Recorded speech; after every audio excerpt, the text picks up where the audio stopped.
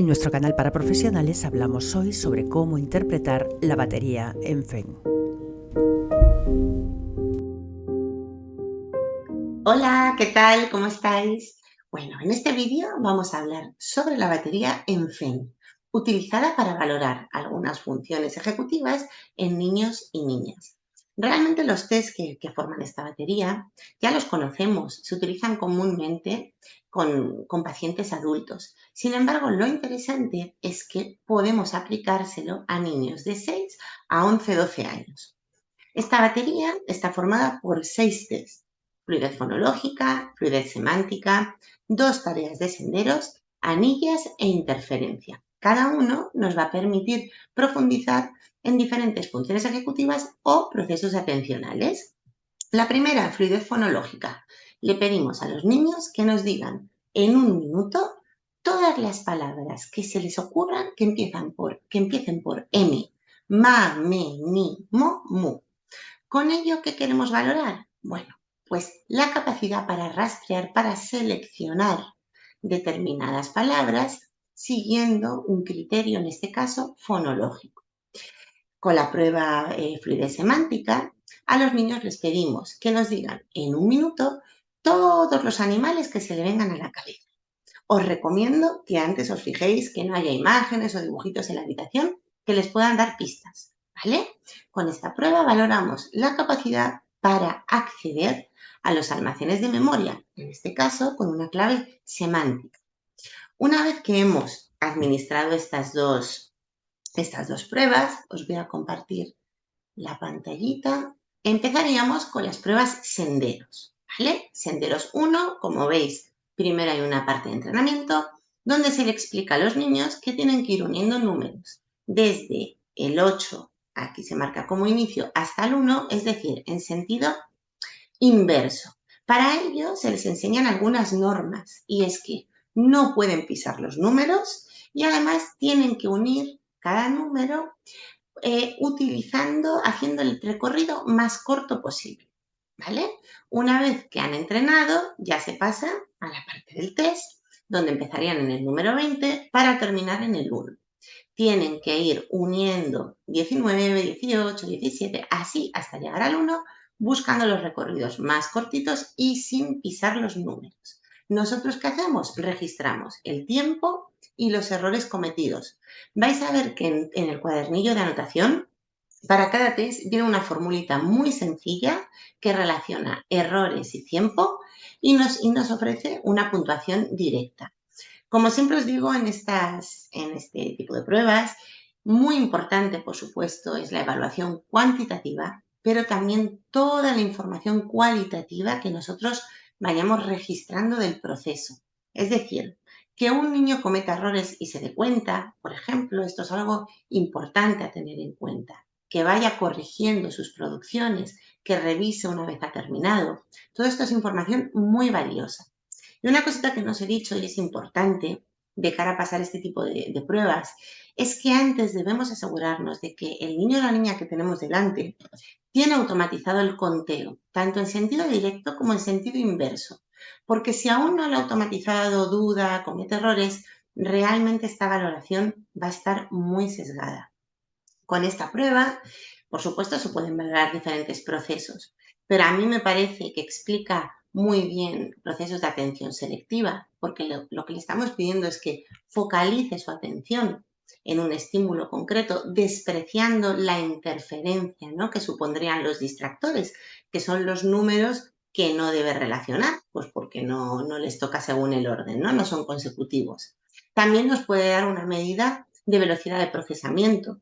Si el niño o la niña ya tiene muy automatizado el conteo, que es lo normal a determinadas edades, pues a partir de los 7, 8 años, vamos a poder ver si opera a un ritmo ágil o, por lo contrario, es más bien lento.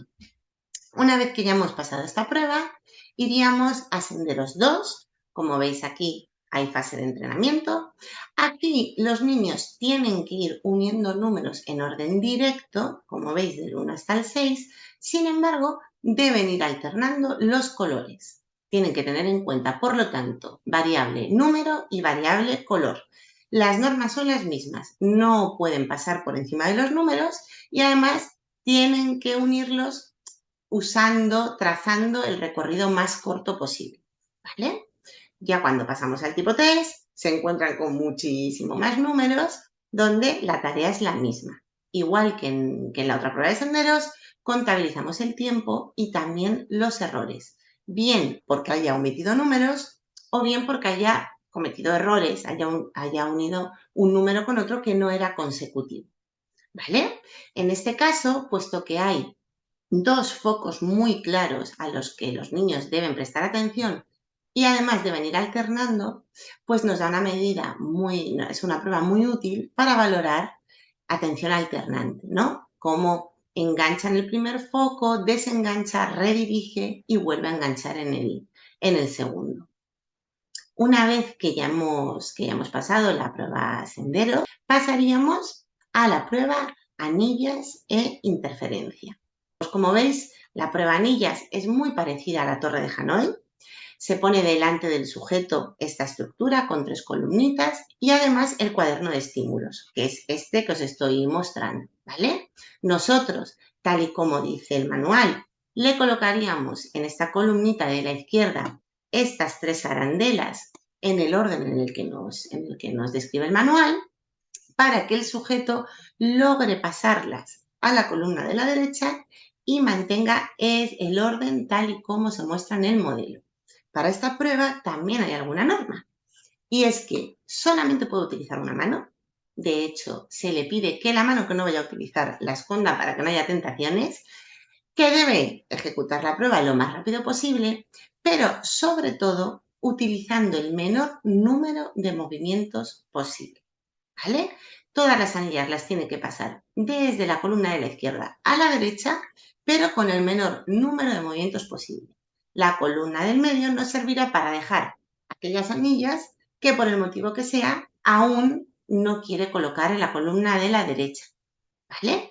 Como veis, bueno, son muchas láminas donde pues se va aumentando el nivel cada vez es más complicado. Como veis aquí, ya no son 3, sino que son 5 anillas. Bueno, esta prueba comúnmente es una prueba que se suele utilizar para valorar procesos de planificación, porque al final lo que le estamos pidiendo al sujeto es que antes de ejecutar, antes de iniciar una conducta, haga un ensayo mental.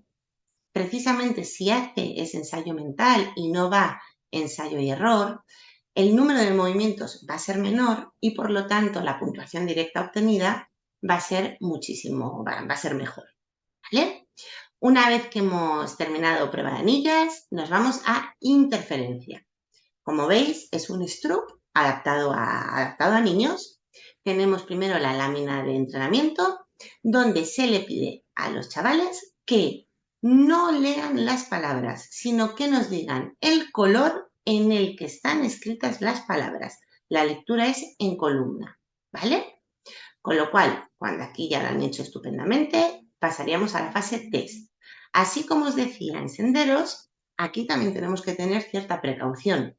Y es que nos tenemos que asegurar que el niño o la niña que tenemos delante haya automatizado la lectura, porque precisamente lo que queremos ver en este tipo de pruebas es que un aprendizaje que ya consideramos automatizado, como es la lectura a determinadas edades, genere interferencia, con lo cual valoramos la capacidad de los niños para frenar esa respuesta automática y aportar la que nosotros le demandamos. Por eso es una prueba clásica de inhibición, ¿no? Para precisamente valorar ese control inhibitorio. Si el niño o la niña no tiene automatizada la lectura, no va a generar la interferencia que necesitamos para poder valorar si existe o no control inhibitorio, ¿vale? Entonces, una vez que ya tenemos claro esto, vamos a la fase de test. Aquí tenemos estas 3 columnitas que deben resolver diciéndonos el color de la tinta en la que está escrita cada palabra. Nosotros, como siempre, registramos tiempo y errores. Como os decía antes, no os quedéis solo con lo cuantitativo, también con lo cualitativo, porque es muy interesante. Una vez que ya hemos pasado todas estas pruebecillas, Os vais a encontrar en el cuaderno de anotación esta hojita donde, como veis, es muy sencillo.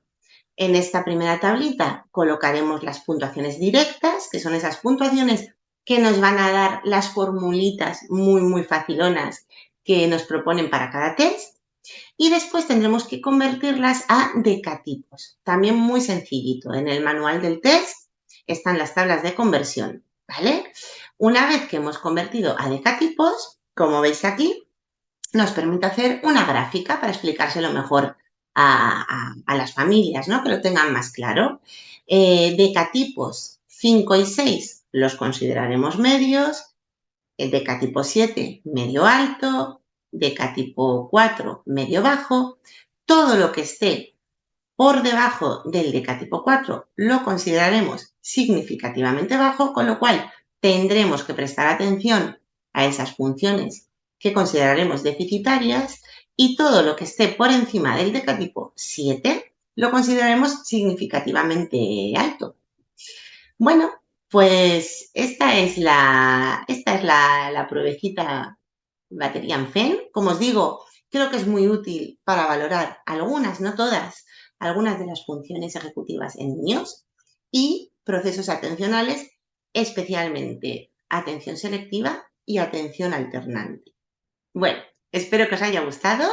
Si tenéis alguna duda, alguna preguntita, me encantaría que lo pudierais escribir en la cajita que hay debajo del vídeo y os contestaré lo antes que pueda.